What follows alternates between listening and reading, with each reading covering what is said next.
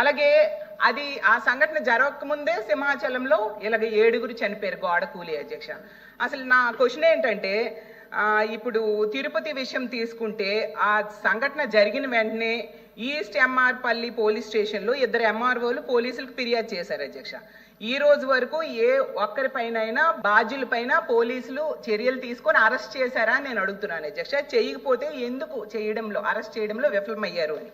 అలాగే ఈ సంఘటన జరిగిన వెంటనే సాక్షాత్తు డిప్యూటీ సీఎం గారు వెళ్ళి ఆ తిరుమల వెళ్ళి TTD chairman, TTD EO, TTD AEO 3 బాధ్యులు వాళ్ళ నిర్లక్ష్యం వలన ఈ దుర్ఘటన జరిగిందని చెప్పారు అధ్యక్ష.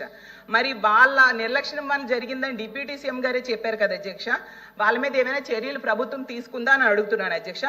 అలాగే టీటీడీ పాలక మండలి సభ్యులు ఈ మరణించిన వాళ్ళ కుటుంబాల దగ్గరికి వెళ్ళి క్షమాపణ చెప్పాలి అనేసి ఆ రోజు డిప్యూటీ సీఎం గారు చెప్పారు అధ్యక్ష. ఎవరైనా చెప్పారా అని మీ ద్వారా అడుగుతున్నాను అధ్యక్ష. అలాగే సౌకర్యాలు